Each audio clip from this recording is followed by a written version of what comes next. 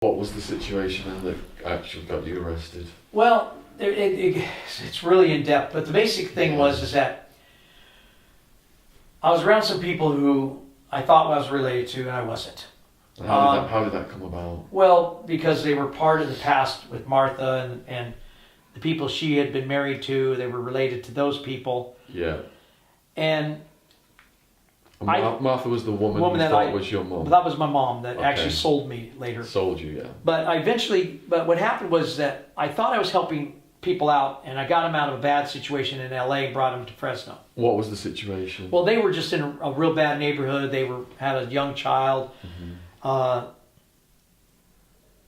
There was just a lot of bad things, and they asked my help, and help came. And so, what year is this? Well, this is 19. We're talking. This is 1982. Okay. I'm married a second time. I've got another son. Their son is like 4 months younger than my son, but he's bigger than my son. Yeah. So I get him moved to Fresno. Problems start happening with my wife and these people. Okay. Somewhere along the line, and I even to this day, we're not really sure who played what parts and what. Mm-hmm. But what ended up basically happening is I came home and I found a dead man on my living room floor. Right, so this is the house you've got with your kids and your wife. My house. And this was a man who I'd been in physical altercations with. You've been in altercations with this person? Yes, this guy. And is he part of this clique? He's part of this other group that I was trying to help. And your wife doesn't like this group? Well, no. Well, that was the problem. Is she didn't like half of them, and she did like him. She liked him? Right. Okay. But there was this kind of a thing where I didn't get along with him because him and I had physical altercations. I actually had to put him in chokeholds a couple times because he pulled knives on me. Okay. And stuff. And I told her never to let him come to our house. Right. So now I come home and I got him dead on my floor. Okay. And I checked him, and having been a medic, I know what dead is. So you've got your prints on him now as well. Well, I do. And I go, but my wife's not there and my son's not there. So he's just there on his own. He's just there. And everything tells me I have to get him away from my house. Oh my God. I can't see calling the police and going, I've got this dead man on my floor. It's over because people have seen you chokehold this guy. The cops have been called. American justice system. Right. It's over. Right. So you're in self-preservation mode now. I'm in self-preservation mode. Yeah. I'm in self-protection of my family. Yeah. So I've got my truck. I run in. I get a sleeping bag. I put him in the sleeping bag. Yeah. And what a lot of people don't realize, dead people weigh a whole lot more than live people. Dead weight. Yeah, I knew a mafia guy, and he was telling me about dead weight. And so I drag him out. I just get him into the back of the truck. And my wife pulls up. And she runs up and she says, "Oh, you're home?" And I said, "Yeah." And she goes, "Have you been in the house yet?" And I said, "Yeah." And she goes, "Yeah, I didn't know what to do." She goes, "So I took Jeremy over and dropped him off with one of my friends." She was aware of the corpse? Yeah. Well, no, she was aware of the corpse. Because she was there when he died. Okay. So you've got a witness at least. Well, but the thing is that I don't really know. All I know is we got to get him away. And she goes, yeah. So she jumps in the truck and we start driving away. And she goes, "So what are you going to do now?" So she agrees you need to get rid of the body because the police will blame you. It's in the house. Yeah, but her thing is that, so what are you going to do? Okay. And I'm driving and I said, "Well, I don't know." She goes, "Did you bring a shovel?" So, well, no, I didn't bring a shovel because I didn't know I was going to. Well, what are you going to do? And so. And did you ask her what the hell happened? Well, yeah, I was asking. She says, "Well, he came over and he ate dinner and then he just died." He just died? She tells me. He ate dinner and he just died. There's no wounds on this guy or anything? No wounds at all. As a medic, you've looked at him. Yeah, I've already checked him out. There's no wounds, nothing on him. He just died.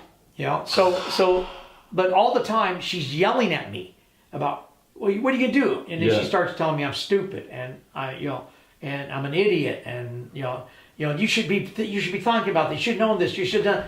So we're driving around, and it was quite late when I got home. It was because I'd been working with some friends. Yeah.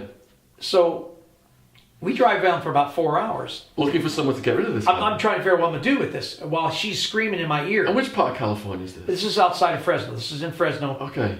And I've driven out into the country, basically. Is it the Mojave Desert? No. This is Fresno is one of the large cities. Okay. But I'm down in the outskirts area where there's like fields where there's fruits, vegetables, vineyards. And all of a sudden, I saw false dawn happening. When the light's just starting, so it's going to be light. The dawn's coming. I've got a dead man in my sleeping bag in the back of my truck. Yeah. This is not going to look well. So finally, I pull over. I pull him out. I want him to be found because I want him to be, he's still a human being. He's still, I'm not trying to hide him so much. So I set him up against this fence post right off the road. Yeah. And then I do one of the stupidest things, is I take out his wallet. I write down my name and number and say, "An emergency, contact me." Put it in his wallet. Put it back in his wallet. Jump back in the truck, and we leave. Right. No. So I kind of don't. I kind of figured they'll find that. These are words that are going to be used against you. Well, that is, yeah. but my thing is I'm thinking I'm nowhere nearby. But he's going to have this in there, right? Yeah. Well, first off, I don't think about that. I wrote it in my own handwriting. I don't think about that. I'm just thinking. They can date it as well, can't they? Well, they couldn't really date that so much at that point. They weren't that forensically. Okay. But it's just the idea that they could tell my handwriting. Yeah. So we go back. Well, they contact us and say, "Hey, we." The police contact you. Yeah, and I tell them, "Well, I haven't seen him in weeks." Mm. Well, they don't know that. Yeah. So it's like, okay. So at this point in time, they're doing their autopsies and all this stuff. Yeah. And we don't know what's going on. Mm-hmm. But they call, they notified the girl that he'd been with, that the other part of the family grouping. Yes. And tell them. So her immediate thing is that she gets my wife to take her to the bank, and she forged checks in the guy's bank account and took the checks out. So now we got a motive. So she gets the money out of the bank account. Yeah. My wife helps her. Oh. And of course, cameras were at the banks at that time, so they got the two girls in the car in the thing. Problem is, they're not using their car; they're using my truck. Yeah. So now I'm implicated because it's my trucks also. Now it's a robbery. And then what ends up happening is that about 30 days go by, and they first arrest the one girl for the forgeries of the checks. Yes.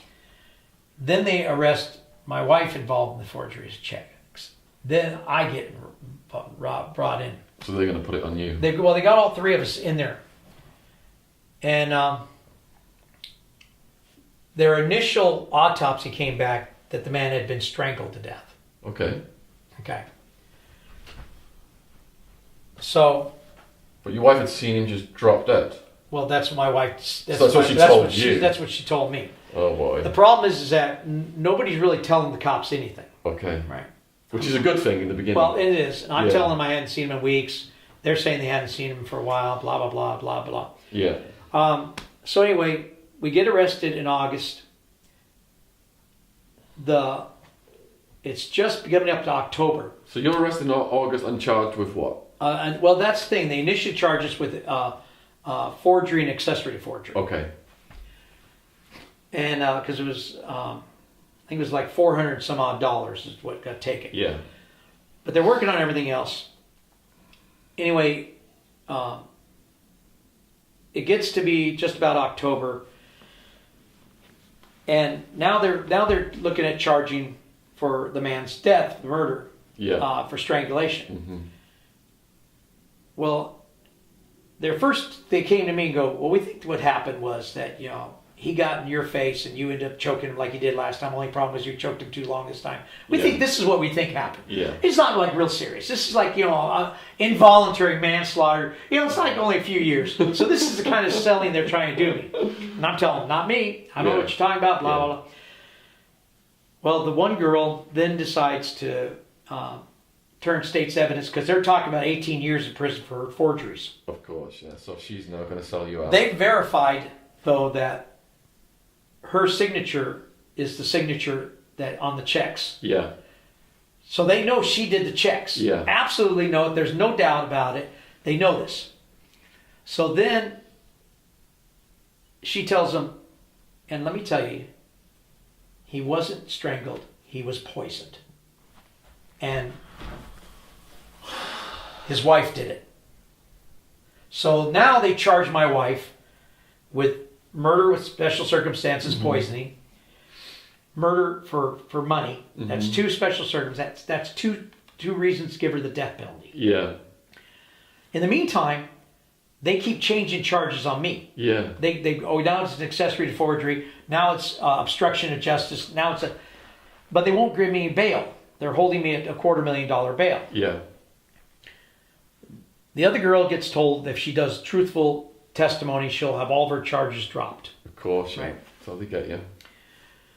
So then they actually go into court, and there was actually reports in the newspaper. She goes to the court, and she actually admits that she lies in court about some of the stuff she's telling. Yeah. But the DA still lets her keep her deal. Yes. Even though she's lying, admitting she lies. Because a murder beef is Right. going to get him more kudos. Right. Yeah. But then the thing is, it goes on. Well, I don't know exactly about Arizona, but California, if you have two co-defendants who are like married, Yeah.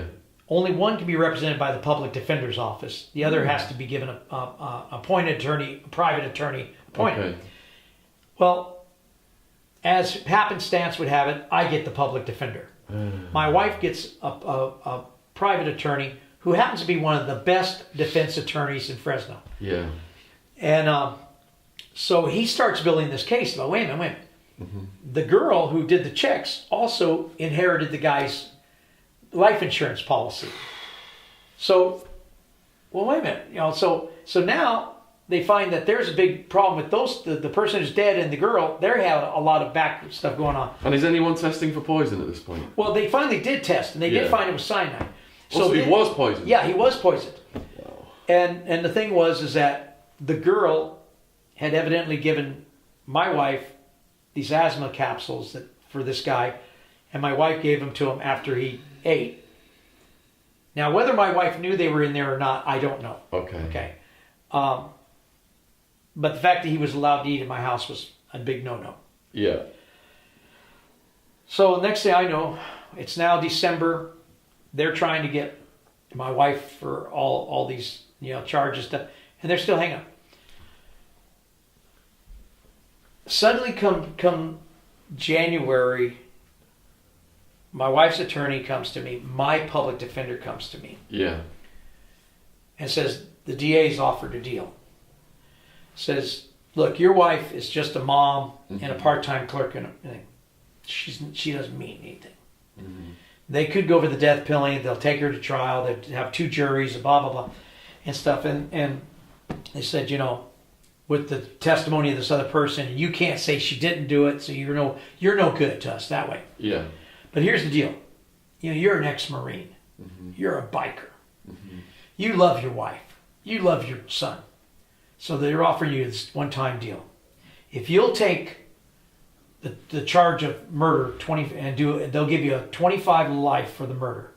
And they're also charging my wife with the forgeries too. Yeah. Even though they know the other girl did them. Yeah. They put those on my wife. Yeah. So they tell me I have to plead guilty to the forgeries and accessory forgeries. But they'll drop all the charges on my wife, and they'll release my wife and turn my son back over to my wife. Yeah. And they said, now look, and they opened up the penal code book and they said, look, you'll have half time to the board. You'll go to the board at 13 years. Right. You'll be out. So you'll be home to see your son graduate high school. Said your wife will love you forever because you stood up for her, you saved her life. Your son's going to respect you as a man. Blah blah blah. And they went and they kept telling me about how this was what I do because you are a medic, you are the healer, you are the defender, you are the, this. They played on your integrity. And they played on that and my emotional need to be my family. Yeah. And part of all that came down to was that my attorney sitting there going, it's a great deal. This is going to work out good for everybody. And she said, look, 13 years. You were in Vietnam. Prison ain't going to be nothing for you. Yeah, yeah. And so I took the deal. Wow.